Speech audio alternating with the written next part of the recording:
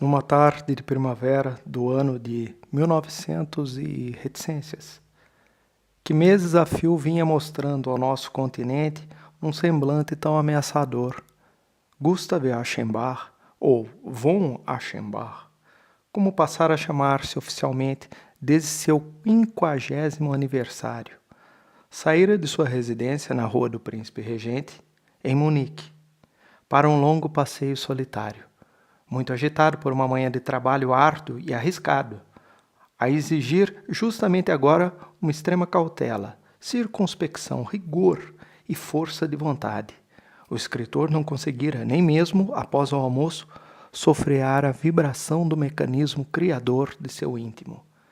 Aquele motus animi continuus, que, segundo Cícero, constitui a essência da eloquência, e não pudera dispor do cochilo reparador que lhe era tão necessário durante o dia, ante o crescente desgaste de suas forças.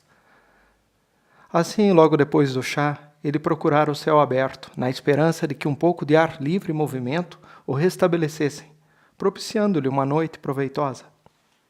Era início de maio, e, após semanas úmidas e frias, irrompera bruscamente um falso auge de verão. O jardim inglês, apesar de mal ter começado a cobrir-se de folhas tenras, estivera abafado como em agosto e cheio de veículos e transeúntes nos arredores da cidade.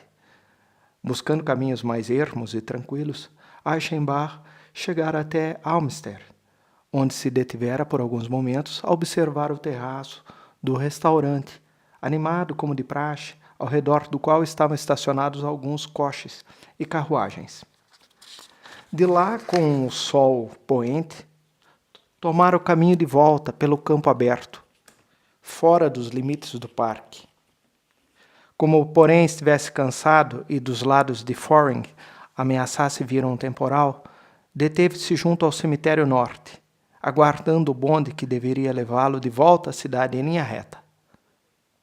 Casualmente, encontrou desertos o ponto de parada e seus arredores. Não se via um só veículo, nem na pavimentada rua Angerer, cujos trilhos se estendiam, brilhando solitários, na direção de Schwabing, nem na estrada de Foring. Por trás das sebes das marmorarias, onde cruzes, lápides e mausoléus à venda configuravam um segundo cemitério, desabitado, nada se mexia, e a capela mortuária, de construção bizantina, ali de fronte, repousava silenciosa, banhada pelo reflexo do dia que findava. Sua fachada, guarnecida de cruzes gregas e emblemas hieráticos em cores claras, apresentava ainda inscrições em letras douradas, dispostas simetricamente. Citações escolhidas das escrituras relativas à vida no além, como eles adentrarão a morada de Deus, ou que a luz eterna os ilumine. E enquanto esperava, Aschenbach encontrou por alguns minutos um sério entretenimento em decifrar tais fórmulas, deixando o espírito vagar contemplativo por sua mística transparente, até que, ao retornar de seus devaneios, notou no pórtico, acima dos dois animais apocalípticos que vigiavam a escadaria, um homem cuja aparência não muito habitual imprimiu a seus pensamentos um rumo inteiramente diverso. Se surgira do interior da capela, passando pela porta de bronze, ou se vindo de fora, subir até lá sem ser notado. Não se poderia precisar. Sem se aprofundar muito na questão, Aschenbach pendeu mais para a primeira hipótese, de estatura mediana, magro, sem barba. Com o nariz incrivelmente rombudo, o homem era do tipo ruivo, com as características pele leitosa e sardenta. Ao que tudo indicava, não era bárbaro, a começar pelo chapéu de palha de abas largas e retas que lhe cobria a cabeça, emprestando à sua aparência um ar de estrangeiro, de alguém vindo de terra distante. Usava, entretanto, uma mochila afivelada aos ombros, de acordo com o costume local, um terno acinturado de cor amarela e, ao que parece, de tecido cru.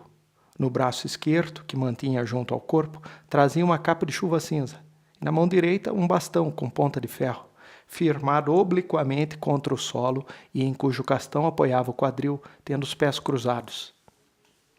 De cabeça erguida, de modo que o pomo de Adão se destacava forte e nu no pescoço magro, a despontar da camisa, esporte, frouxa, ele perscrutava atentamente o horizonte com os olhos descoloridos, franjados de cílios vermelhos, separados por 2 rugas verticais enérgicas, numa combinação curiosa com o nariz levemente arrebitado.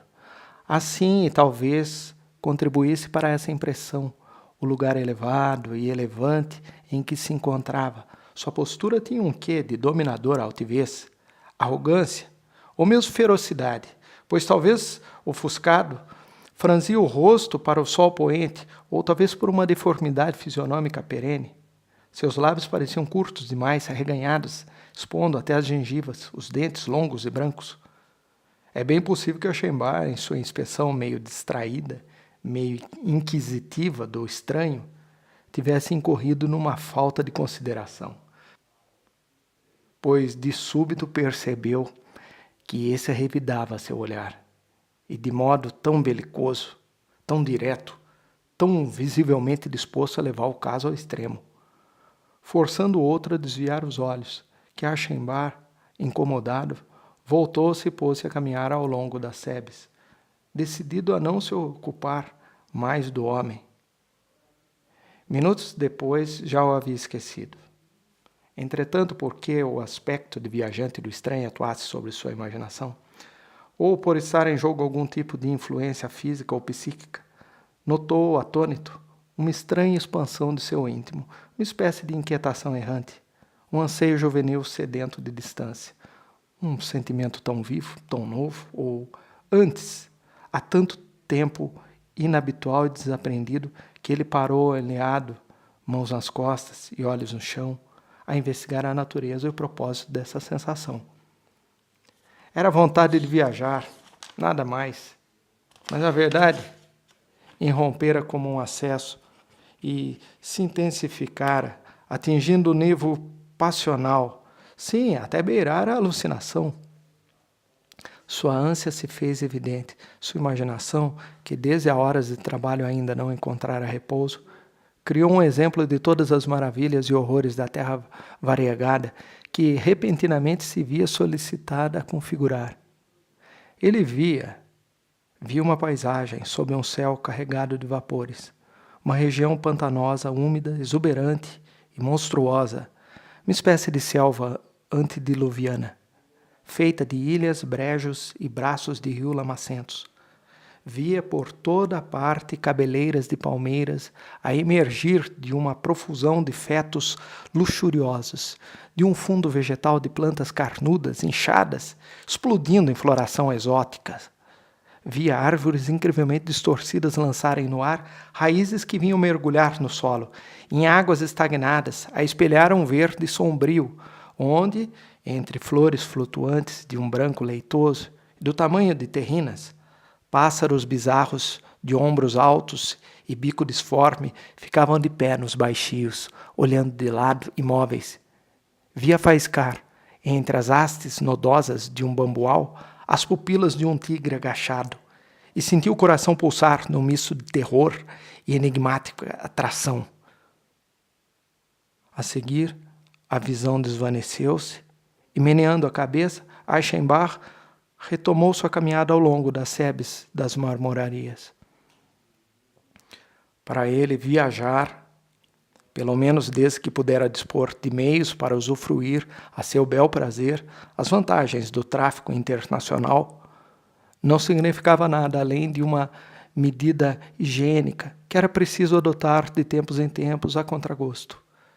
Excessivamente ocupado com as tarefas que seu eu e a alma europeia lhe propunham, excessivamente sobrecarregado pelo dever de produção, excessivamente avesso à distração para prestar-se ao papel de amante do colorido mundo exterior, dera-se inteiramente por satisfeito com o parecer de que cada um pode tirar proveito da superfície do mundo sem se afastar muito do seu círculo, e jamais se sentira sequer tentado a deixar a Europa, sobretudo desde que sua vida começara lentamente a declinar, desde que seu medo de artista de não atingir o fim, esse receio de o relógio querer parar antes dele ter cumprido sua parte, antes de ter se dado por inteiro, não devia mais ser considerado mera extravagância. Sua exigência exterior vinha sendo limitada, quase que exclusivamente à bela cidade que elegera como sua, e a casa rústica que construíra na montanha e onde passava os verões chuvosos. Assim, pois, também esse impulso que acabava de acometê-lo, tão tardia e repentinamente, logo foi moderado e colocado no devido lugar pela sua razão e pela sua autodisciplina, exercida desde a juventude. Tencionava adiantar a obra a que dedicava sua vida até determinado ponto, antes de transferir-se para o campo, e a ideia de uma vadiagem pelo mundo, que o afastaria de seu trabalho durante meses, parecia por demais leviana e contrária aos planos para ser seriamente levada em conta. Ele sabia perfeitamente por que motivo a tentação surgira tão inopinadamente. Era desejo de fuga, que ele confessava a si mesmo, essa nostalgia de distância e novidade, esse desejo de libertação, desobrigação, esquecimento, impulso de se afastar da obra, do cenário cotidiano de uma obrigação rígida, fria e apaixonada.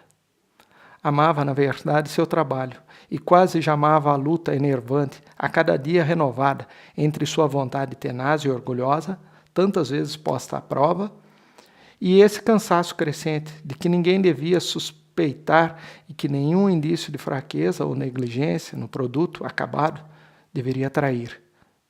Mas parecia razoável não distender o arco em demasia e não sufocar teimosamente uma necessidade que se manifestara com tanta veemência. Pensou em seu trabalho, na passagem em que se vira forçado a abandoná-lo, hoje outra vez, como já na véspera, e que parecia não querer ceder nem a cuidados pacientes, nem a uma rápida investida. Examinou-a novamente, tentou quebrar ou dissolver o obstáculo e desistiu do ataque, com um arrepio de repugnância. Não se apresentava ali nenhuma dificuldade extraordinária. O que o paralisava eram, isso sim, os escrúpulos do desprazer, representados por uma exigência insaciável, exigência que, na verdade, desde bem jovem lhe valera como o ser e a essência do talento, e em nome da qual havia reprimido e esfriado o sentimento, pois sabia que este é o propenso a satisfazer-se com um descuido mais ou menos, com uma meia perfeição.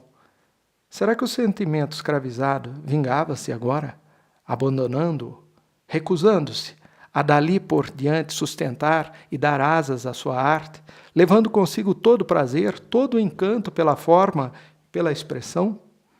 Não que produzisse coisas ruins, ao menos isso era privilégio de seus anos, sentir-se a cada momento tranquilamente seguro da sua maestria. Esta, porém, embora louvada por toda a nação, não contentava. Parecia-lhe que faltavam à sua obra aquelas características e uma disposição espiritual ardentemente empenhada, que, sendo fruto de prazer, configuravam melhor do que o faria qualquer conteúdo imanente, um mérito importante. Prazer dos leitores. Teve medo do verão no campo, a sós na pequena casa com a empregada que lhe preparava as refeições e o criado que a servia. Temia os semblantes familiares dos picos e escarpas das montanhas, que outra vez rodeariam sua morosidade insatisfeita. Havia, pois, necessidade de uma pausa, um pouco de improvisação, de vadiagem, mudança de ares e armazenamento de sangue novo, para que o verão fosse suportável e profícuo. Viajar, portanto, estava satisfeito com isso. Não para muito longe, não exatamente até os Tigres. Uma noite no carro-leite, um farniente de 3 ou 4 semanas em qualquer estância de veraneio cosmopolita do amável sul-europeu. Assim pensava enquanto o ruído do bonde se aproximava pela rua Ungerer e, ao embarcar, decidiu dedicar a noite ao estudo dos mapas e guias ferroviários. Na plataforma, lembrou-se de olhar em torno, buscando o homem do chapéu de palha, companheiro de um momento final pleno de consequências, mas não pôde determinar seu paradeiro, pois já não se encontrava onde estivera, nem nos arredores do ponto de espera, nem no interior do bonde. Capítulo 2. O autor da límpida e imponente epopeia em prosa sobre a vida de Frederico o Grande.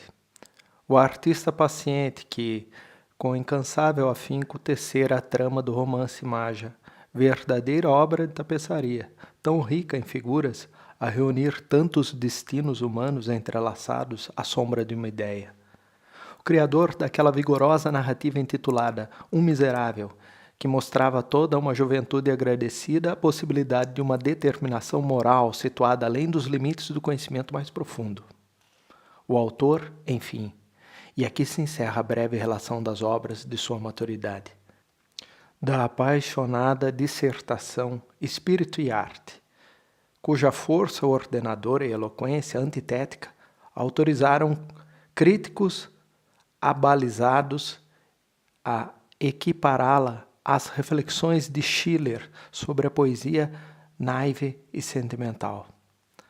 Gustav Aschenbach, portanto, nasceram em L, capital de um dos distritos da província de Silésia, filho de um alto magistrado.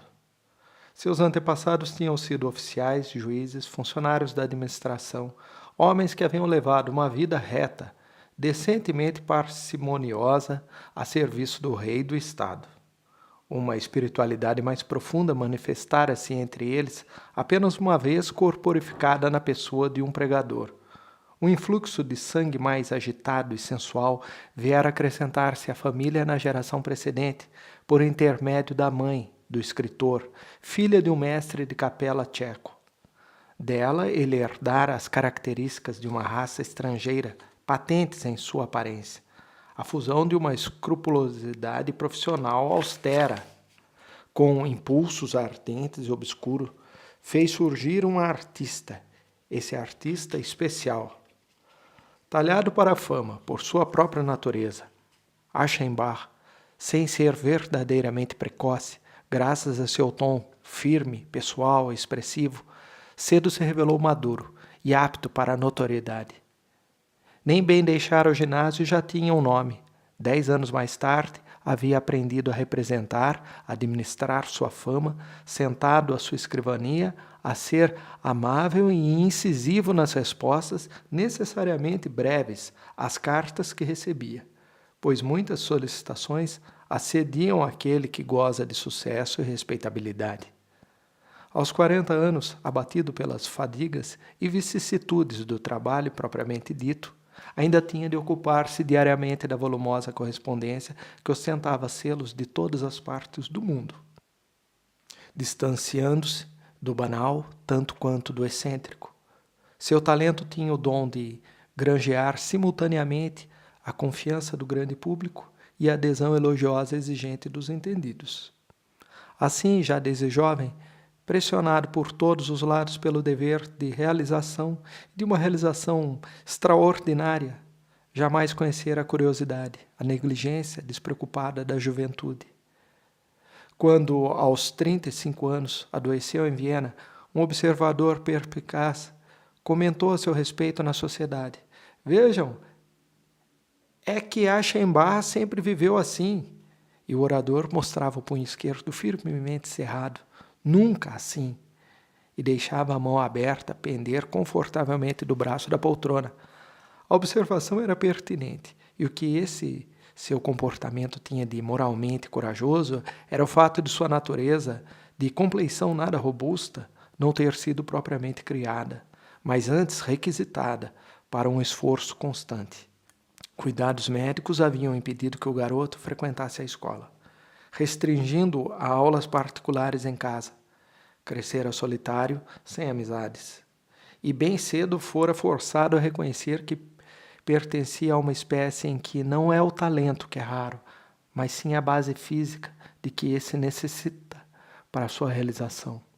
Há uma espécie que costuma dar cedo o melhor de si e cuja virtuosidade raramente perdura no tempo.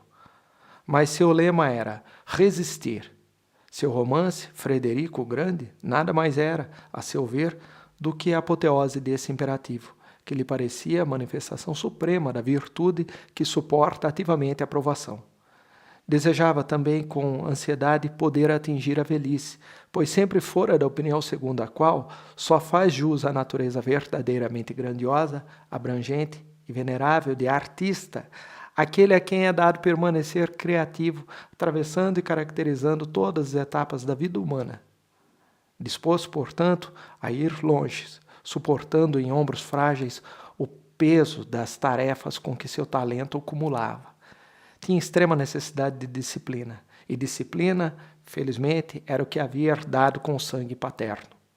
Aos 40, 50 anos, como já o fazia numa idade em que os outros esbanjavam a vida, dispersando-se e adiando, confiados à execução de grandes planos, ele começava bem seu dia, com jatos de água fria no peito e nas costas, para depois, com um par de velas altas em castiçais de prata, à cabeceira do manuscrito, sacrificar a arte. Em 2 ou 3 horas de fervorosa consciência, as forças reunidas durante o sono. Era perdoável, claro, representava justamente a vitória de sua força moral, que pessoas pouco informadas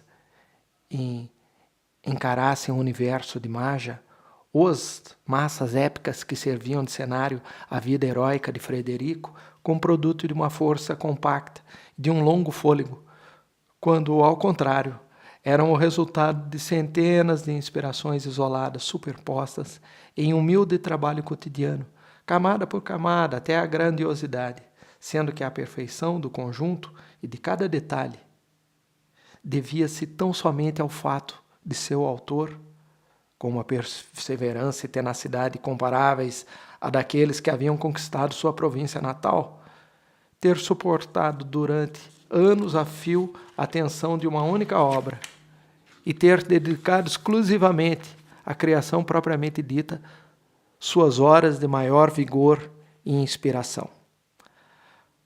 Para que qualquer produto intelectual de peso possa surtir de imediato um efeito amplo e profundo, é preciso que haja uma afinidade secreta, uma coincidência entre o destino pessoal de seu autor e o destino anônimo de sua geração. As pessoas não sabem por que elas tornam famosa uma obra de arte. Sem o menor conhecimento de causa, julgam descobrir centenas de méritos para justificar tamanho apreço. Mas o verdadeiro fundamento de seu aplauso é algo imponderável, é simpatia. Archambault já dissera uma vez, expressamente, embora numa passagem de pouco realce, que quase tudo que existe de grandioso existe como um apesar de, ou seja, algo que se realizou apesar de preocupações e tormentos, apesar da pobreza, do abandono, da fragilidade física, do vício, da paixão e de 1000 outros obstáculos. E isso era mais que uma simples observação, era uma vivência.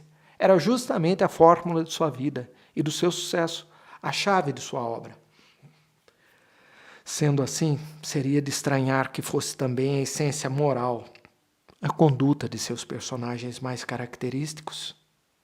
A respeito do novo tipo de herói que, sob diversas personificações individuais, era uma constante em sua obra. Um crítico sagaz já bem cedo havia escrito que se tratava da concepção de uma virilidade intelectual e adolescente que, em orgulhoso pudor, cerra os dentes e se mantém de pé, serena, enquanto espadas e dardos transpassam-lhe o corpo. Era belo, engenhoso e exato, apesar de sugerir um cunho demasiado passivo, pois enfrentar o destino com firmeza, conservar o donaire no tormento não significa apenas suportar, mas é uma forma de ação, um triunfo positivo. E a figura de São Sebastião é o mais belo símbolo, se não da arte em geral, ao menos da arte em questão. O olhar do observador, penetrando nesse mundo de ficção, veria o requintado autodomínio que até o derradeiro instante oculta aos olhos do mundo a corrosão interna da decadência biológica. A fealdade amarelenta, sensualmente lesada, que consegue atiçar as brasas do cio que se consome até a última chama pura, sim, alcançando-se mesmo triunfante a soberania em pleno reino da beleza. A pálida fragilidade que obtém das profundezas ardentes do espírito, a força que faz prostrar-se aos pés da cruz, a seus pés, todo um povo arrogante, a persistência amável no árido e severo cultivo da forma, a vida artificial e perigosa, o anseio e a arte desgastantes do impostor nato. Observando todos esses destinos e ainda tantos outros semelhantes, era para se duvidar até da possibilidade de existência de um outro heroísmo, que não o heroísmo da fraqueza. Mas afinal, que outro tipo de heroísmo seria mais adequado à época?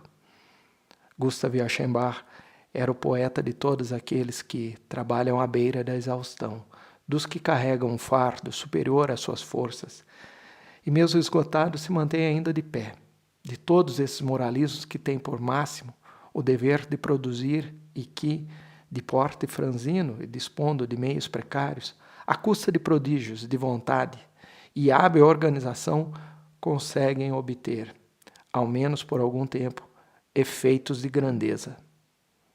Há muitos deles, são os heróis dessa época, e todos eles se reconheciam na sua obra. Nela se encontravam justificados, poeticamente enaltecidos e cheios de gratidão. Difundiam seu nome.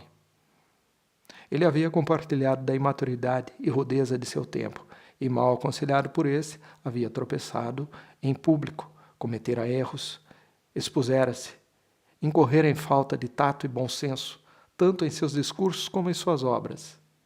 Mas conquistara a dignidade para a qual, segundo afirmava, todo grande talento é impelido por uma disposição e um aguilhão inatos.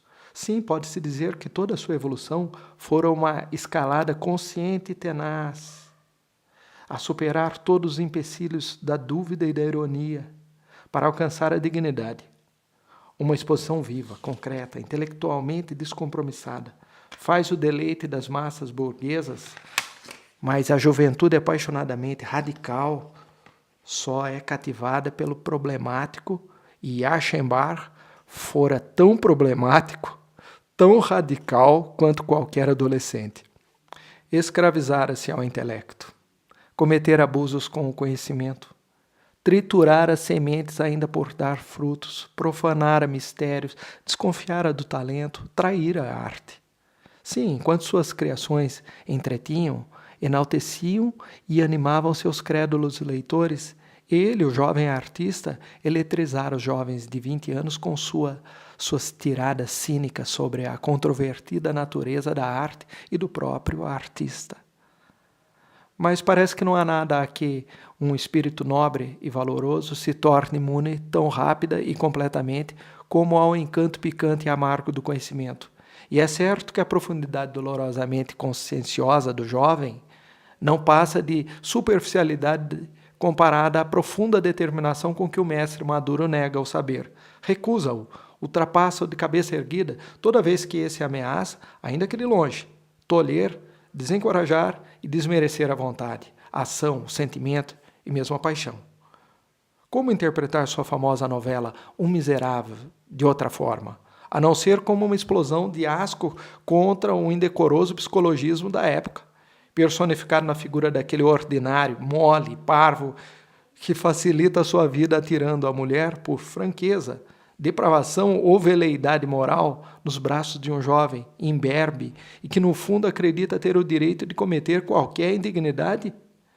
O ímpeto da palavra repudiado preconizava a rejeição de toda dubiedade moral, de qualquer simpatia pelo abismo, a renúncia à lassidão do lema compassivo de que tudo compreender é tudo perdoar. O que aqui se preparava, ou antes já se costumava, era aquele milagre da espontaneidade renascida, que um pouco mais tarde, num dos diálogos do autor, seria abordado formalmente, sem dispensar uma certa ênfase misteriosa. Estranhas suas correlações. Seria uma consequência espiritual desse renascimento, dessa nova dignidade e austeridade, que ao mesmo tempo se observasse a exacerbação quase excessiva de seu senso de beleza, Aquela nobre pureza, simplicidade e comedimento na elaboração da forma, que a partir de então emprestava às suas criações um cunho tão evidente, deliberado mesmo, de magistralidade e classicismo, mas uma determinação moral que se situa além dos limites do saber. Do conhecimento analítico, inibidor, não significa também, por sua vez, uma redução, uma ingênua simplificação ética do mundo e da alma e, portanto, também um atribuir-se ao mal, ao proibido, ao moralmente impossível uma nova potência? E a forma não tem ela mesma duas faces? Não é simultaneamente moral e imoral? Moral enquanto resultado e expressão da disciplina, mas imoral e até amoral na medida em que, por sua própria natureza, pressupõe uma indiferença moral. Sim, está essencialmente dedicada a vergar a moralidade, submetendo-a a seu cetro orgulhoso e absoluto?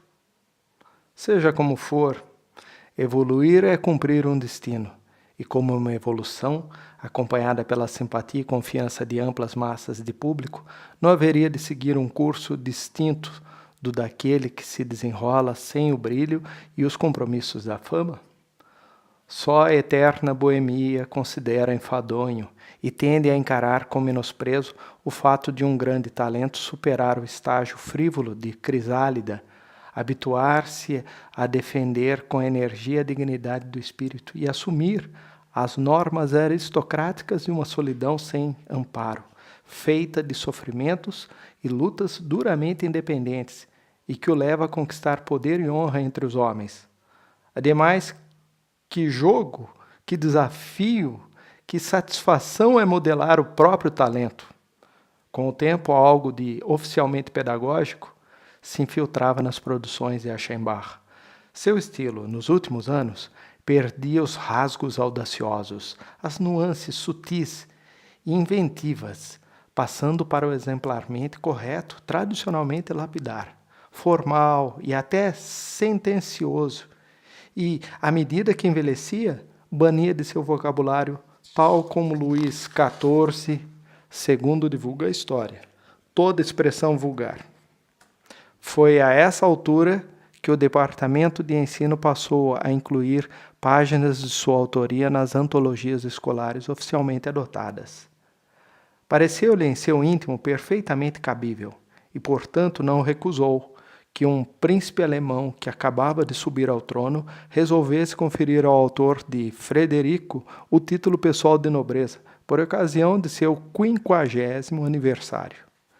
Depois de alguns anos irrequietos, de algumas tentativas de se fixar aqui e ali, logo se escolhera Munique para domicílio permanente, e lá vivia gozando de uma responsabilidade que raramente é atribuída aos que cultivam o espírito. O casamento, que contraíra ainda bem jovem com uma moça vinda de uma família letrada, terminara, após breve período de felicidade, com a morte de sua esposa. Restara-lhe uma filha, já casada. Um filho, nunca viera a tê-lo.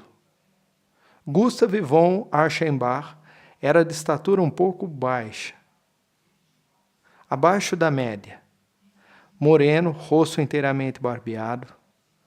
A cabeça parecia um pouco grande demais em relação à sua figura quase franzina. Cabelo penteado para trás, escasso no alto da cabeça, abundante e já bem grisalho nas têmporas, enquadrava uma testa alta, cheia de rugas, que mais pareciam cicatrizes. O arco dos óculos de ouro, de lente sem aro, se encaixava na base do nariz enérgico, de curvatura aristocrática. A boca era grande, ora relaxada, ora subitamente estreita e contraída. As faces magras e sulcadas, o queixo, bem feito, cindido de leve por uma covinha. Grandes golpes do destino pareciam ter se abatido sobre essa cabeça quase sempre inclinada de lado, em atitude sofredora, e, no entanto, não fora uma vida difícil e agitada que esculpira aquele rosto, mas sim a arte. Por trás dessa fronte haviam brotado as réplicas fulminantes do diálogo entre Voltaire e o rei, a respeito da guerra. Esses olhos que lançavam por trás dos óculos um olhar cansado e profundo, haviam visto o inferno sangrento dos hospitais militares da Guerra de 7 Anos. Mesmo sob o prisma pessoal, a arte é uma vida elevada. Ela traz uma felicidade mais profunda e um desgaste mais acelerado. Grava no rosto de seu servidor os traços de aventuras imaginárias e espirituais, e com o tempo, mesmo no caso de uma vida exterior, de uma placidez monástica, provoca uma perversão, um refinamento, um cansaço e uma excitação dos nervos, que mesmo uma vida cheia de paixões e prazeres desvairados dificilmente poderia produzir. Após aquele passeio, o escritor, ansioso por viajar, ficou ainda cerca de 2 semanas retido em Munique, por diversos afazeres, tanto de ordem prática como relativos à sua atividade literária. Finalmente deu as devidas instruções para que sua casa de campo estivesse pronta para recebê-lo no prazo de 4 semanas. E num dia entre meados e fins de maio, viajou num trem noturno para Trieste, onde se demorou apenas 24 horas, embarcando já na manhã seguinte com destino a Pula. Buscava o exótico, um cenário diferente, porém de rápido acesso, e assim instalou-se numa ilha do Adriático, não muito distante da costa da Ístria, que adquirira fama havia alguns anos, com seus camponeses vestidos de andrajos coloridos, cuja linguagem era feita de sons inteiramente incompreensíveis, e suas falésias de incrível beleza rasgadas na costa banhada pelo mar aberto. Contudo, a chuva, o ar pesado, os hóspedes austríacos que transformavam o hotel numa sociedade provinciana e fechada, e a falta daquela relação apaziguadoramente íntima com o mar, que só uma suave extensão de areia torna possível, deixava-no de mau humor, impedindo de convencer-se de ter encontrado o lugar almejado. Algo em seu íntimo o inquietava, o impelia, não sabia ainda bem para onde. Estudava as conexões marítimas, olhava em torno buscando uma resposta, e eis que de repente, surpreendido pelo óbvio, tinha diante dos olhos a meta buscada. Quando se deseja alcançar de um dia para o outro o incomparável, o excepcional, digno da magia dos contos de fada, para onde se vai? Mas claro, o que estava fazendo ali? Tinha havido um equívoco. Era para lá que desejara ir desde o início. Sem demora comunicou sua partida. 1 semana e meia após sua chegada à ilha, um veloz barco a motor, em meio à névoa da madrugada, transportava-o com toda a bagagem de volta à base naval, onde só desembarcou para, atravessando com receio a prancha de madeira, subir ao convés úmido de um navio, já prestes a zarpar para Veneza. Era uma velha embarcação italiana, obsoleta, sombria e coberta de fuligem.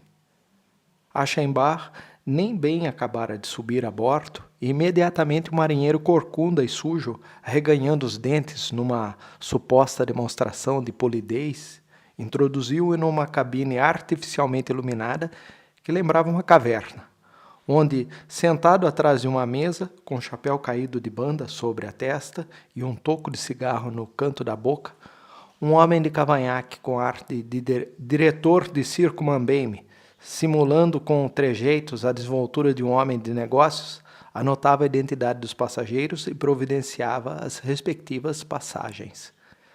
"Para Veneza!" exclamou ele, repetindo a solicitação de Achenbach, enquanto estendia o braço e mergulhava a pena no líquido pastoso que ainda restava num tinteiro mantido em posição inclinada. "Para Veneza, primeira classe." "Pois não, meu senhor." Rabiscou uns garranchos, polvilhou-os com a areia azulada que tirou de uma lata, fez com que a areia escorresse para uma tigelinha de barro, dobrou o papel com os dedos amarelos e ossudos e voltou a escrever. Enquanto isso, tagarelava. "Uma escolha feliz para uma viagem. Ah, Veneza! Que cidade maravilhosa! Uma cidade de uma atração irresistível para pessoas cultas, não só por sua história, como por seus encantos. A rapidez melíflua de seus movimentos, palavreado oco com o que os acompanhava, tinham algo de atordoante, algo que distraía a atenção, como se ele temesse que o viajante pudesse ainda vacilar em sua decisão de seguir para Veneza. Recolheu rapidamente o dinheiro e, com a agilidade de croupier, deixou cair o troco no pano manchado que revestia a mesa. Bom divertimento, meu senhor. É uma honra para mim transportá-lo, acrescentou com uma vênia teatral. Meus senhores, chamou em seguida com o braço erguido, agindo como se os negócios andassem às mil maravilhas, embora não houvesse mais ninguém a ser atendido. Aschenbach voltou ao conversa. Apoiando um dos braços na balaustrada, pôs-se a observar o povo desocupado, flanando pelos cais para assistir à partida do navio e seus companheiros de viagem. Os da segunda classe, homens e mulheres, acocoravam-se no convés da proa, usando caixotes e trouxas como assento. Um grupo de jovens ocupava o tombadilho destinado à primeira classe, empregados do comércio de Pula, ao que parecia reunidos em grande euforia para uma excursão à Itália. O alarde que faziam de si mesmos e de sua iniciativa não era pouco. Tagarelavam, riam, deleitavam-se, cheios de vaidade, com a própria pose, debruçados sobre a balaustrada, gritavam gracejos aos colegas que, com a pasta debaixo do braço, passavam pela rua do porto, tratando de negócios e, em resposta, ameaçavam os folgazões com a bengalinha. Um dos viajantes, num terno de verão amarelo claro, de corte ultramoderno, gravata vermelha e um panamá de abas audaciosamente virado para cima, sobrepujava a todos em alacridade com sua voz esganiçada. Mas assim que seus olhos se fixavam nele, Aschenbach percebeu com uma espécie de horror que era um jovem postiço. Era um velho, não havia dúvida. Rugas rodeavam-lhe os olhos e a boca. O carmesim baço das faces era roxo, o cabelo castanho sob o panamá de fita colorida, uma peruca.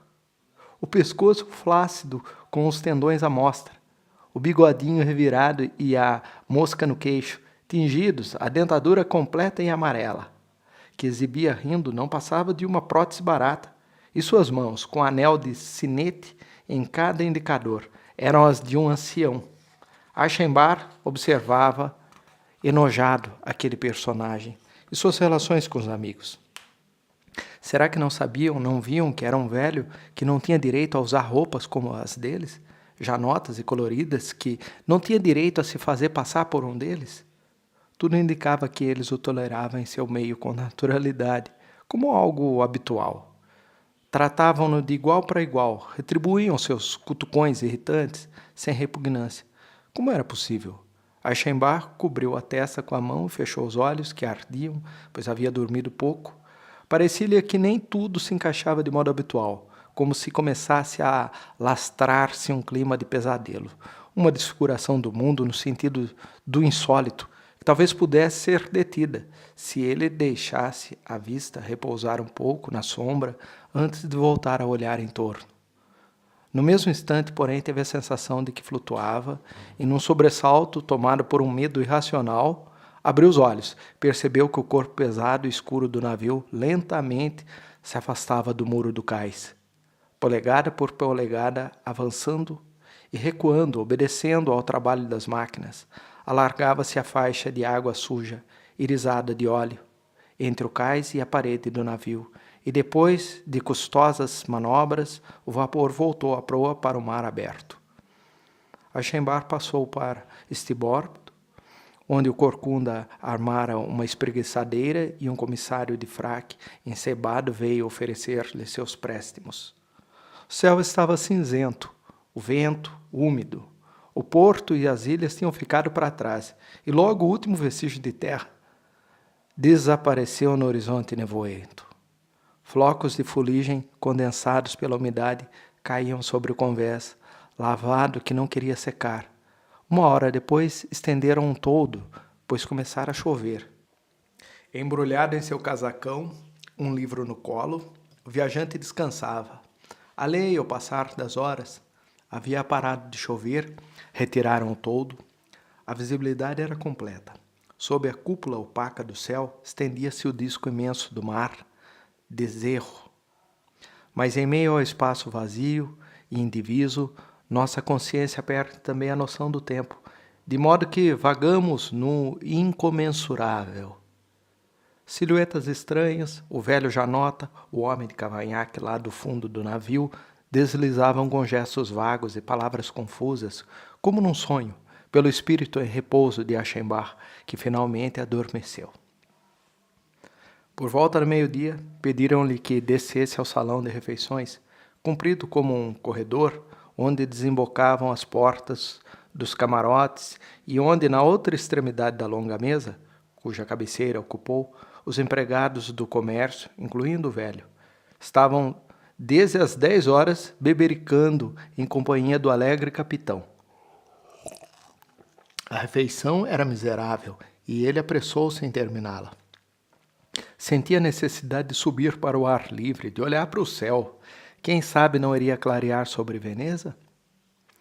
Não havia sequer pensado que pudesse deixar de ser assim, pois sempre a cidade o recebera resplandecente, mas céu e mar continuavam sombrios, cor de chumbo. Vez por outra caía uma chuva nevoenta e ele se conformou com a perspectiva de alcançar por via marítima uma Veneza diferente daquela que sempre encontrara quando vinha por terra. Permaneceu de pé, junto ao mastro do traquete, o olhar imerso na distância, buscando a terra. Recordava o poeta melancólico e entusiasta que outrora vira emergirem dessas águas as cúpulas e os campanários de seus sonhos. Repetia mentalmente trechos do poema comedido que havia brotado da veneração, felicidade e tristeza então sentidas, e derivando ao sabor de sentimentos que já uma vez havia sido configurados, interrogava seu coração sóbrio e cansado, imaginando se porventura poderiam ainda estar reservadas ao viajante ocioso uma nova comoção e perturbação, uma aventura tardia do sentimento. À sua direita agora emergia a linha plana da costa. Barcos de pescas povoavam o mar. Surgiu a ilha do balneário. O vapor deixou à esquerda. Deslizou com velocidade reduzida pelo estreito canal de mesmo nome. E uma vez na laguna estacou diante das habitações pobres e coloridas, pois era preciso aguardar a barca do serviço sanitário. Passou-se uma hora até que ela aparecesse. Haviam chegado e não havia chegado.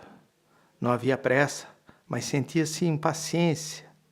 Os jovens habitantes de Pula, num acesso de patriotismo, em parte certamente provocado pelo toque marcial dos clarins, a ecoar sobre as águas, vindo do jardim público, haviam corrido ao convés e, exaltados pelo haste, gritavam vivas aos Bersaglieri, que se exercitavam lá do outro lado.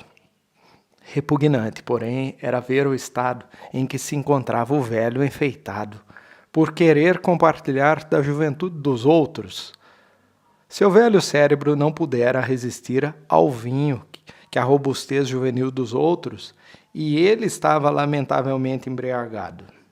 Com o olhar embotado, um cigarro entre os dedos trêmulos, mantendo a custo o equilíbrio, ele cambaleava para frente e para trás sem sair do lugar, já que ao primeiro passo teria caído, não se atrevia a ensaiá-lo. Mostrava, porém, uma euforia lastimável, segurava pelo casaco qualquer um que se aproximasse, balbuciava piscando, soltava risadinhas espremidas, erguia em riste o indicador enrugado, enfeitado com o anel, para dizer idiotices, e lambia os cantos da boca com a ponta da língua, numa insinuação nojenta. Achenbach fitava-o com o senho carregado e outra vez foi invadido por uma sensação atordoamento, como se o mundo apresentasse uma leve, porém inevitável tendência à distorção, ao estranho e ao grotesco. Uma sensação a que, todavia, não pôde entregar-se, devido às circunstâncias, pois as máquinas acabavam justamente de entrar em ação com seu ruído martelado e o navio retomou seu curso, interrompido já tão próximo da chegada, entrando pelo canal de São Marcos. Finalmente ele o revia, o mais incrível desembarcadouro, aquela deslumbrante, fantástica composição arquitetônica que a República oferecia ao olhar atônito e cheio de veneração dos navegantes que dela se aproximavam. A imponência etérea do palácio, a ponte dos suspiros, as colunas à beira d'água com o leão e o santo padroeiro, o perfil da fabulosa catedral sobressaindo suntuoso, portal e o gigantesco relógio que se deixavam entrever. E enquanto o contemplava, Aschenbach ponderou que chegar a Veneza de trem, vindo por terra, era o mesmo que entrar no palácio por uma porta dos fundos, e que jamais alguém deveria aproximar-se da mais incrível de todas as cidades, a não ser de navio, atravessando o mar, como fizeram agora. As máquinas pararam, gôndolas se aglomeraram junto ao navio. A escada do portaló foi baixada, funcionários da alfândega subiram a bordo e lá cumpriram seu dever. O desembarque podia começar. Aschenbach deu a entender que desejava uma gôndola que o levasse com a bagagem ao porto dos Vaporetti, que trafegavam entre a cidade e o Lido, pois tinha a intenção de instalar-se à beira-mar. De acordo com seu desejo, o pedido é gritado aos gondoleiros que lá embaixo, à superfície da água, discutem entre si em dialeto, sem poder descer enquanto sua mala está sendo arrastada e puxada com grande dificuldade pela escada estreita. Aschenbach se vê, por alguns minutos, impossibilitado de escapar ao assédio do velho repelente que, obedecendo a um obscuro impulso da sua embriaguez, resolve prestar ao estranho as honras da despedida. Desejamo-lhes a melhor das estadas, baliu em meio a rapapés. Que tenha de nós uma boa lembrança. Au revoir. Excusez bonjour, sua excelência. Sua boca baba. Ele aperta os olhos, lambe os cantos da boca e a mosca tingida se eriça debaixo dos lábios senis. Nossos cumprimentos, balbucia, tocando os lábios com 2 dedos. Nossos cumprimentos à sua amada, a mais bela, a mais amada de todas as amadas. E eis que de repente sua dentadura superior escapa da maxila, caindo sobre o lábio inferior. Aschenbach conseguiu escapar. A amada, a distinta amada. Ouviu ainda suas costas num tom arrolhado, surdo e entrecortado enquanto descia a escada segurando-se ao corrimão de corda. Quem não teria de combater um ligeiro arrepio, um secreto temor e aflição a embarcar pela primeira vez, ou depois de muito tempo, numa gôndola veneziana? Esse estranho veículo, herança intacta de tempos medievais e tão singularmente negro como, dentre tudo que existe, só um ataúde pode ser. Lembra aventuras criminosas e mudas na noite de águas rumorejantes. Lembra ainda mais a própria morte. Esquifes e sepulturas lúgubres e a derradeira viagem silenciosa. E alguém teria notado que o assento desses barcos, aquela cadeira de braços laqueada de negro esquife e estofada em preto fosco, é o assento mais macio, voluptuoso, embalador do mundo? Aschenbach o percebera, quando se acomodara aos pés do gondoleiro de fronte à sua bagagem, cuidadosamente arrumada no bico recurvado da proa. Os gondoleiros continuavam discutindo, com gestos ameaçadores, palavras ásperas, incompreensíveis. Mas o silêncio singular da cidade aquática parecia absorver suas vozes com suavidade, torná-las etéreas e dispersá-las sobre as águas. Fazia calor ali no porto. Acariciado pelo sopro morno do siroco, recostado nas almofadas, à mercê do elemento complacente, o viajante cerrou os olhos, saboreando uma indolência tão rara quanto deliciosa. A travessia será breve, pensava ele, quem dera durasse para sempre. Oscilando suavemente, sentia que escapava ao tumulto e à algazarra. Como tudo sua volta se tornava silencioso, cada vez mais silencioso. Não se ouvia nada a não ser o chapinhar do remo, o baque oco das ondas contra o bico da proa, que se erguia a pique sobre a água, negro com a ponta talhada em alabarda. E ainda um terceiro ruído, uma fala, um sussurro, o murmúrio do gondoleiro que resmungava entre dentes, com a voz entrecortada, interrompida pelo trabalho dos braços. Archambault ergueu os olhos e com ligeiro assombro notou que, a seu redor, se estendia a vasta laguna e que negava um rumo ao mar aberto. Parecia, por consequente, que não devia abandonar-se a um repouso demasiado descuidado, mas que era preciso manter-se um pouco atento para fazer cumprir sua vontade. Vamos para a estação dos barcos, disse ele, virando a cabeça um pouco para trás. O murmúrio emudeceu. Não recebeu resposta. Vamos para a estação dos barcos, repetiu, voltando-se inteiramente e encarando o gondoleiro que, às suas costas de pé na popa, alteada, se destacava contra o céu desbotado. Era um homem de fisionomia desagradável, brutal mesmo, vestindo roupa azul de marinheiro, com uma faixa amarela enrolada na cintura e um chapéu de palha já sem forma, cujo trançado começava a desfiar, atrevidamente caído de lado. O formato do rosto, bigode louro, crespo sob o nariz curto e arrebitado, faziam com que não parecesse de modo algum italiano. Embora de constituição mais para franzino, a ponto de não parecer especialmente indicado para aquele ofício, manejava o remo com grande energia, empenhando todo o corpo em cada remada. Por vezes o esforço fazia com que contraísse os lábios, expondo seus dentes brancos. Com as sobrancelhas ruivas franzidas, olhava para cima de seu passageiro, ao responder num tom decidido, quase grosseiro. — O senhor vai para o Lido? Archambault replicou. — Certamente, mas só tomei a gôndola para me levar até São Marcos. Quero pegar o vaporeto. — Mas não pode pegar o vaporeto, meu senhor. — Por que não? — Porque o vaporeto não transporta bagagem. Era verdade, Archambault lembrava-se agora. Calou-se. Mas a atitude áspera, presunçosa do homem para com um estranho, tão pouco condizente com as tradições hospitaleiras da região, parecia-lhe intolerável. Assim disse: Isso é um problema meu. Talvez eu queira deixar minha bagagem em um depósito. O senhor pode tratar de voltar. Silêncio. O remo chapinhava, a água golpeava a proa com um ruído surdo, e o monólogo resmungado recomeçou. O gondoleiro falava entre dentes consigo mesmo. Que fazer? Sozinho no mar com aquele homem estranhamente insubordinado, sinistramente decidido, o viajante não encontrara um meio de fazer valer sua vontade. Além do mais, se não se exaltasse, que suave repouso seria aquela travessia. Não havia desejado que ela fosse mais longa, que pudesse prosseguir indefinidamente?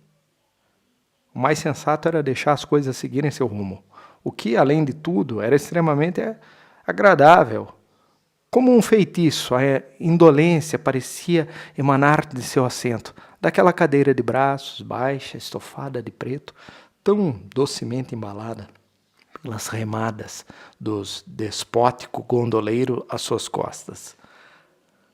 A hipótese de ter caído nas mãos de um criminoso roçou como um sonho a mente de Archambault.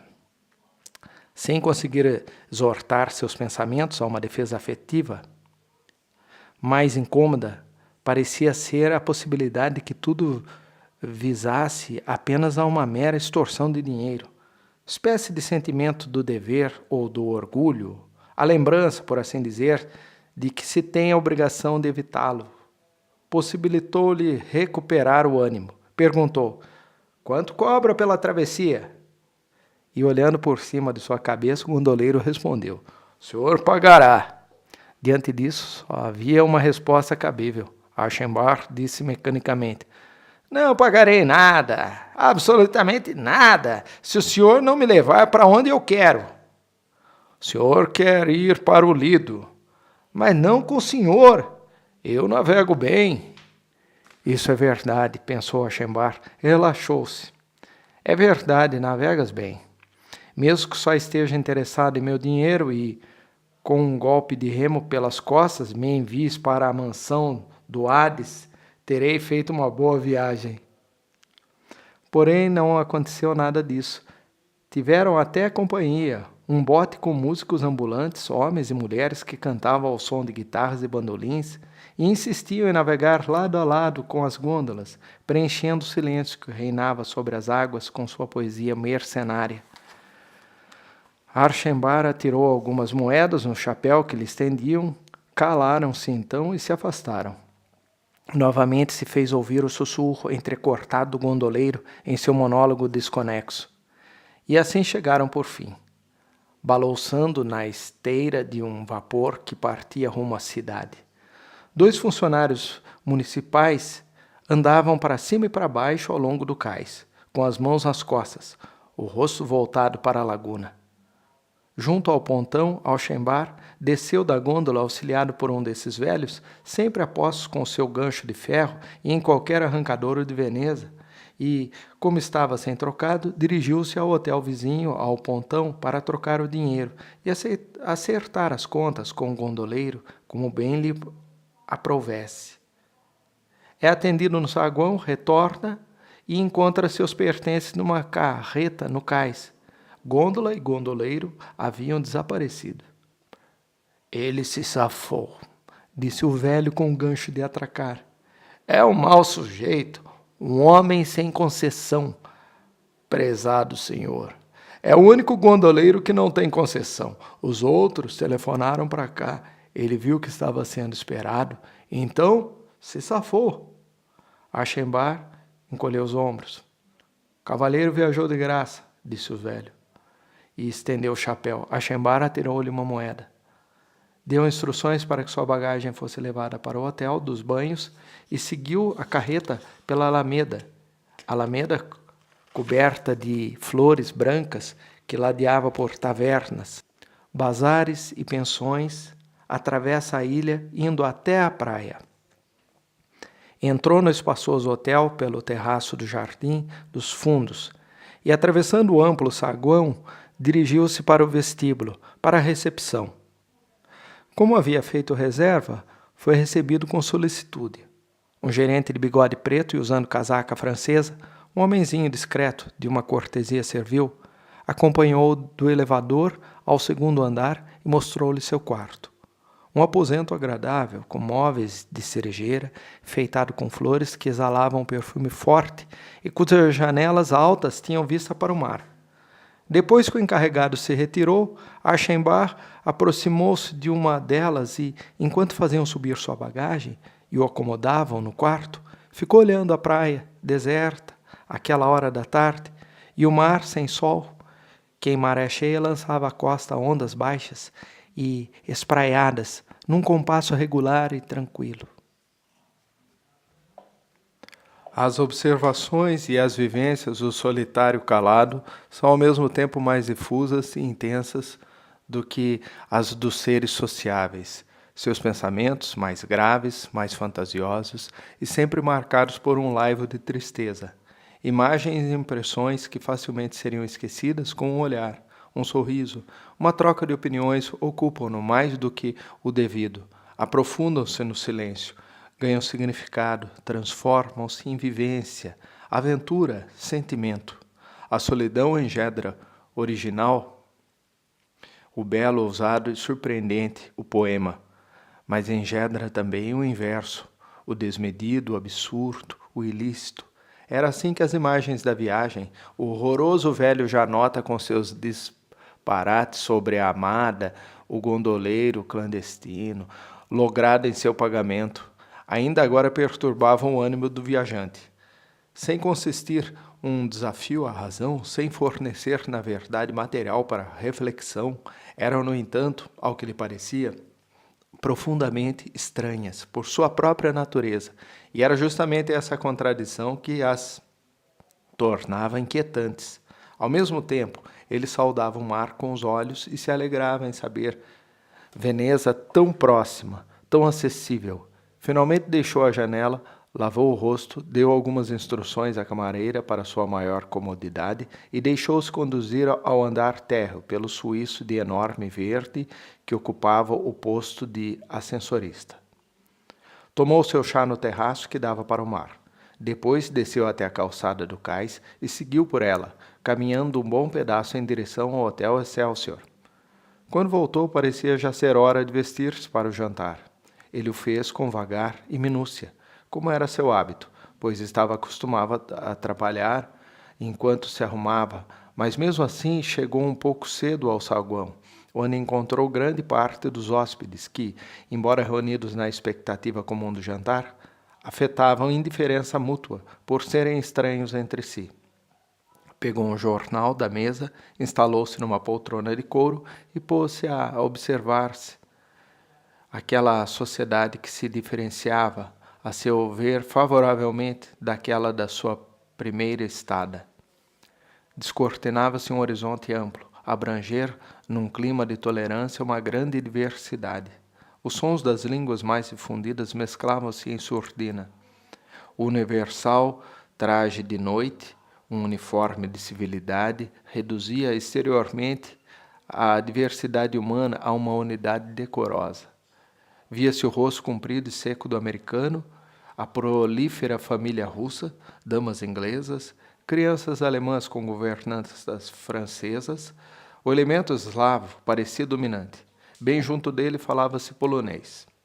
Tratava-se de um grupo de jovens mal saídos da adolescência, sob a tutela de uma governanta, ou dama de companhia, reunidos em torno de uma mesinha de vime.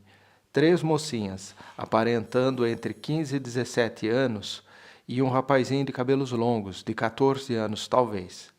Aschenbach notou um espanto que o rapaz era de uma beleza perfeita, seu rosto pálido, gracioso, reservado, emoldurado por cabelos anelados cor de mel, o nariz reto, a boca adorável, a expressão de seriedade afável, digna de um deus. Lembrava uma escultura grega do período áureo, sendo que a mais pura perfeição da forma aliviava-se um encanto pessoal tão exclusivo que o observador acreditava jamais ter encontrado, quer na natureza, quer nas artes plásticas, algo que se aproximasse de um acabamento tão feliz. Além disso, o que chamava a atenção era um contraste patentemente fundamental entre os princípios educacionais que pareciam determinar o modo de vestir e o tratamento geral dispensado aos irmãos. O vestuário das 3 mocinhas, a mais velha das quais poderia passar por adulta, era austero e casto até a desfiguração. Um traje próprio para o convento, cor de ardósia, descendo até o meio da perna, sóbrio, de corte propriamente sem caimento, suavizado apenas pelas golas brancas, sufocava e impedia que transparecesse qualquer graciosidade de formas. O cabelo liso e puxado para trás, colado à cabeça, tornava o rosto vazio e inexpressivo, como o rosto de freira. Indubitavelmente, era uma mãe que ali reinava, e jamais lhe ocorreria empregar com o rapaz a mesma severidade pedagógica que lhe parecia adequada às moças. Suavidade e ternura eram obviamente fatores determinantes na vida deste. Seu lindo cabelo fora poupado à tesoura e despencava em cachos sobre a testa, as orelhas e a nuca, como o do espinário. O terno de marinheiro inglês, cujas mangas fofas iam se estreitando até cingir justas os punhos delgados de sua mão infantil, mas esguia com seus debruns, laços e bordados, emprestava um toque de requinte e mimo à figura delicada. Ele estava sentado meio de perfil em relação ao observador, um pé mais avançado que o outro, calçando sapatos de verniz preto, um cotovelo apoiado no braço de sua poltrona de vime, a face pousada na mão fechada, numa pose negligente, cheia de graça, inteiramente desprovida da rigidez quase subalterna a que suas irmãs pareciam acostumadas. Sua saúde seria delicada, pois a pele do rosto se destacava branca como marfim, da sombra dourada dos caracóis que o emolduravam. Ou seria apenas uma criança mimada, o predileto, produto de um amor parcial e caprichoso? Aschenbach se dispunha a acreditar nisso, Quase todo artista traz em sua própria natureza uma tendência inata, voluptuosa e pérfida a condescender com a injustiça que favoreça a beleza, a aplaudir com simpatia predileções aristocráticas. Um garçom veio anunciar em inglês que o jantar estava servido. Lentamente o grupo foi se dispensando, passando para o salão de refeições, transpondo a porta de vidro que o separava do saguão. Passavam retardatários vindos do elevador ou do vestíbulo. Lá dentro começavam a servir, mas os poloneses permaneciam ainda em torno de sua mesinha de vine. E Achenbach, confortavelmente instalado em sua poltrona, tendo de resto o belo diante dos olhos, esperava com eles. Finalmente a governanta, uma senhora de rosto rubicundo, baixa e corpulenta, fez sinal para que se levantasse. Erguendo as sobrancelhas, ela empurrou a cadeira para trás e se inclinou com reverência, quando uma senhora alta, vestida de cinza claro e ostentando pérolas valiosíssimas, entrou no saguão. Sua atitude era fria e comedida, o penteado levemente empoado, assim como o feitio do vestido, daquela simplicidade que caracteriza o bom gosto em determinados círculos sociais, em que uma certa dose de piedade faz parte da distinção. Ela poderia passar por esposa de um alto funcionário alemão. O único toque de um luxo fantástico em sua aparência era dado pelas joias, de valor, de fato inestimável, um par de brincos e um colar de 3 voltas, muito longo, de pérolas do tamanho de cerejas, cintilando suavemente.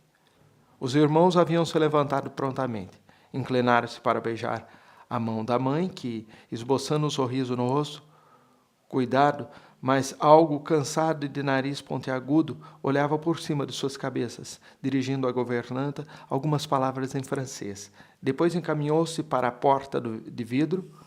Os filhos a seguiram, primeiro as moças, por ordem de idade, depois a governanta, por último o rapaz. Por um motivo qualquer, esse voltou-se antes de transpor o limiar e, como não houvesse mais ninguém no salão, seus olhos de um estranho cinza alvorada encontraram os de Achenbach, que, profundamente absorto em sua contemplação, o jornal abandonado sobre os joelhos, seguia com o grupo que se afastava. O que vira certamente não apresentara nenhuma particularidade notável. Não tinha ido para a mesa antes da mãe, haviam esperado por ela, haviam-na cumprimentado respeitosamente e observado as convenções usuais ao passar para outra sala. Só que tudo isso se passara de modo tão expressivo, com um acento de disciplina, dever e dignidade, que Achenbach sentiu-se estranhamente comovido. Hesitou ainda durante alguns instantes e depois dirigiu-se, por sua vez, ao salão, deixando que lhe indicassem sua mesa, que, como constatou com ligeiro pesar, ficava bem afastada da família polonesa. Cansado, mas espiritualmente agitado, ocupou-se durante a demorada refeição com assuntos abstratos, transcendentes mesmo. Refletiu sobre a misteriosa relação que deve se estabelecer entre o geral e o particular, para que surja a beleza humana.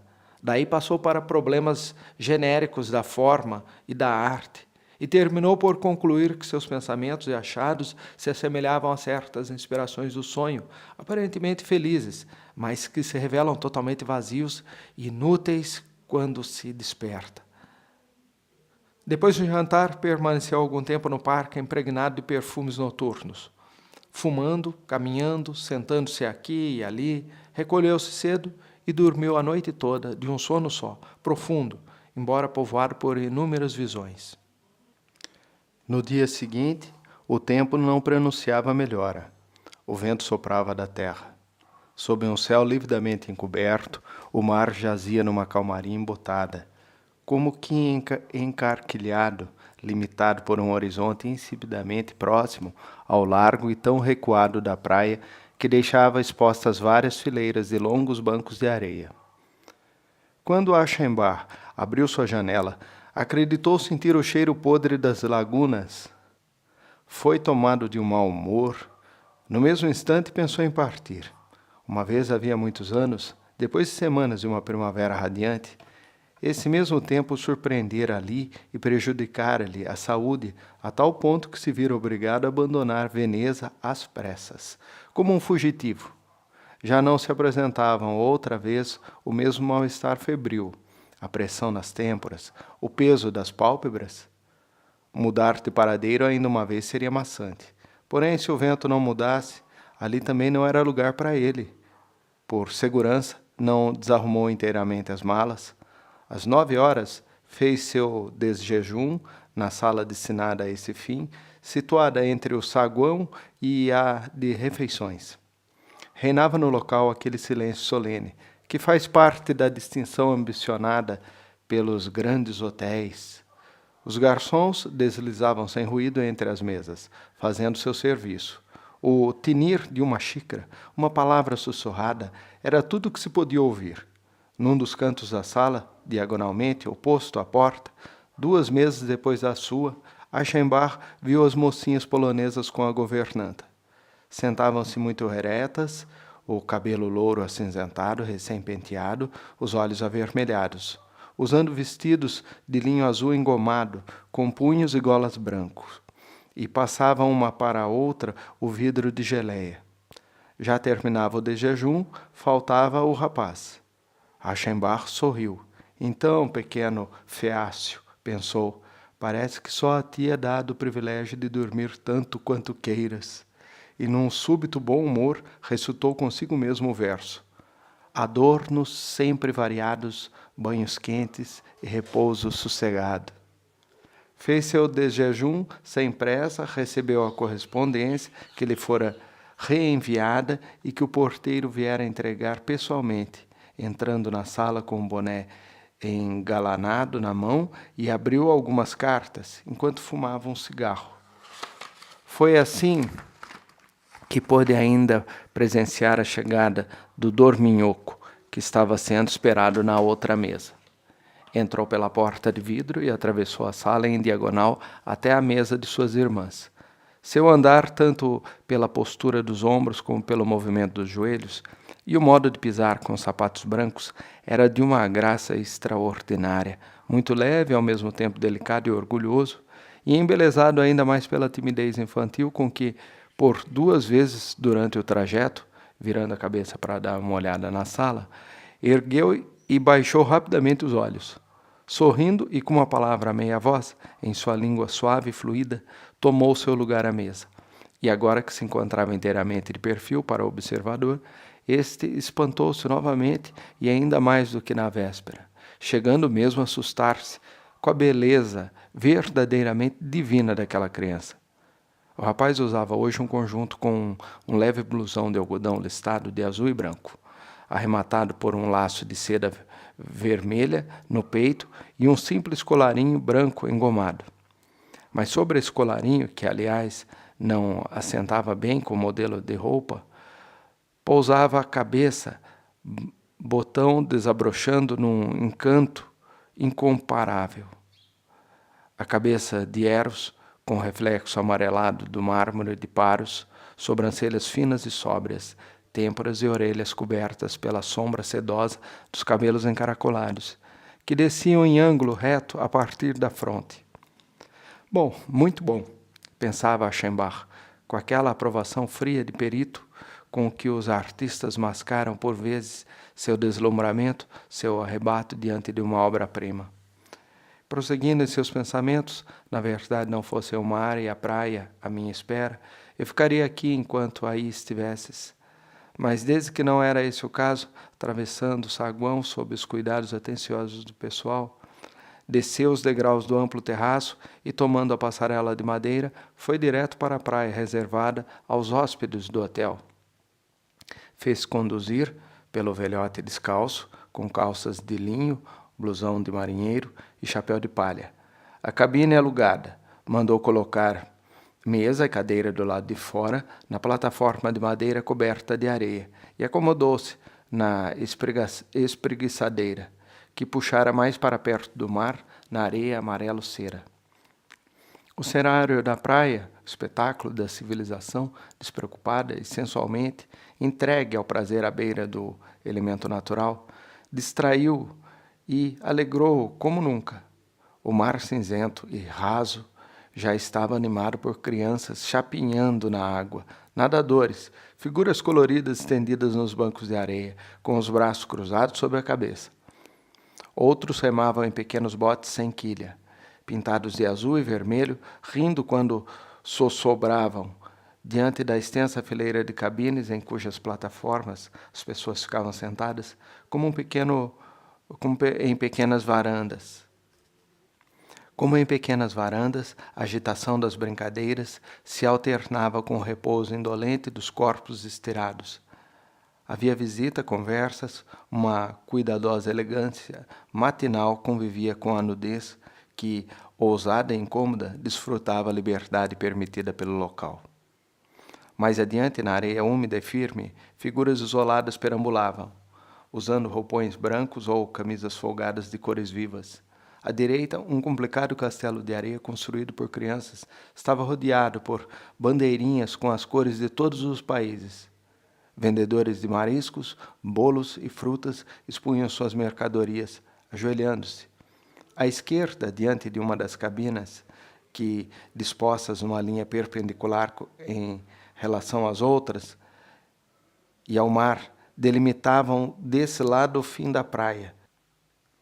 Estava acampada uma família russa, homens barbudos com dentes grandes e fortes, mulheres acabadas e indolentes, uma senhorita da região do Báltico que, sentada diante de um cavalete, pintava o mar com exclamações de desesperos, duas crianças feias mais simpáticas e uma velha criada de lenço na cabeça e modos de escrava, delicadamente serviço.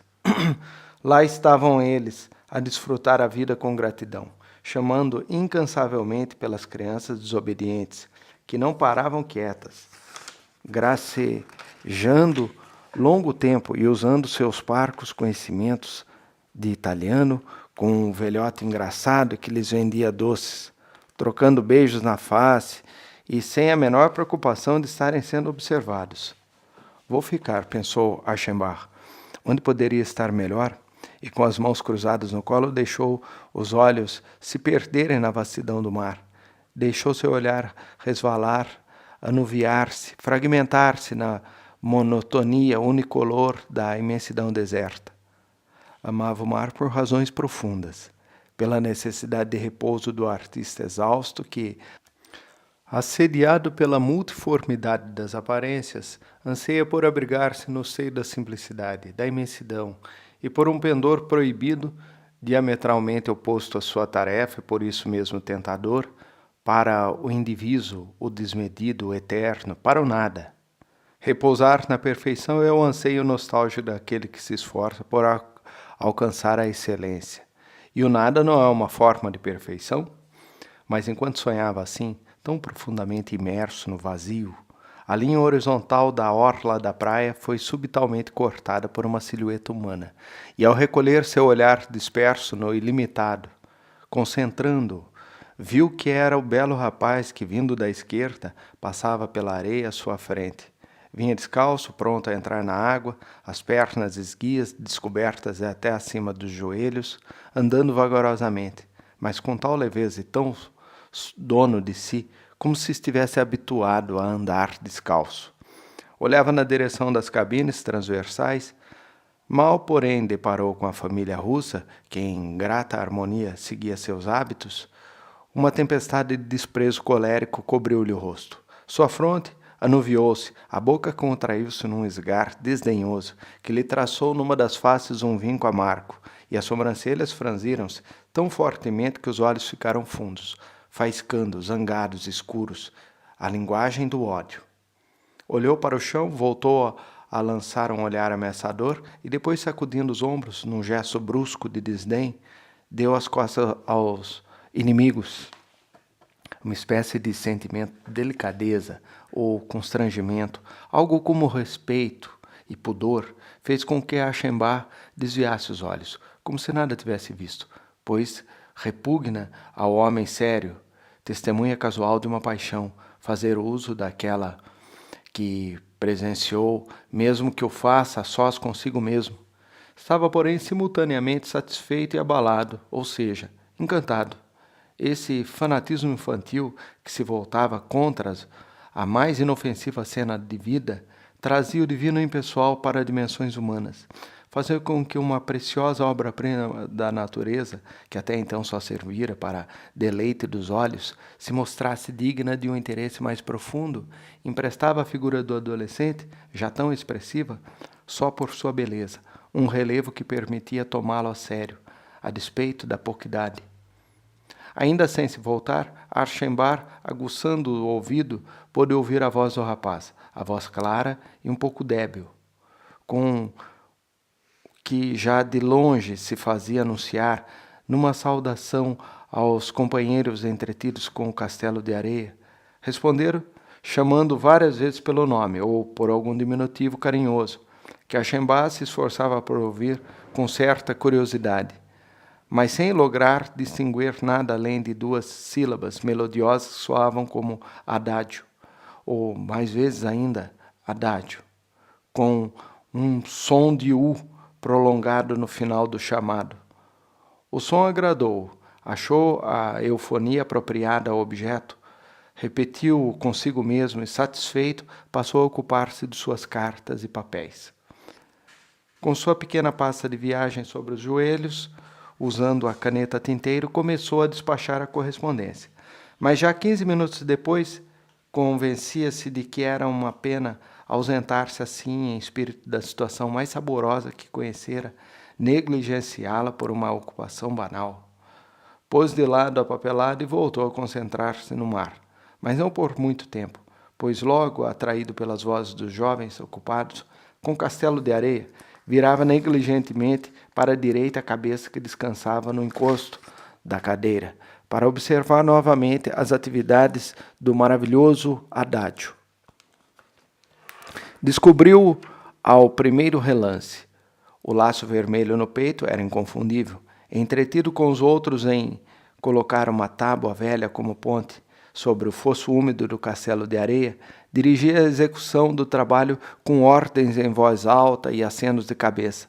Tinha consigo uns 10 companheiros, meninos e meninas, mais ou menos de sua idade e alguns mais novos, tagarelando numa confusa mistura de polonês, francês, idiomas balcânicos. Mas seu nome era o que se ouvia com mais frequência. Evidentemente, era procurado, cortejado e admirado por todos. Um deles também polonês, a quem chamavam Jaszu, ou algo assim, rapaz robusto de cabelos pretos, untados de brilhantina e traje de linho acinturado, parecia ser seu primeiro vassalo e amigo.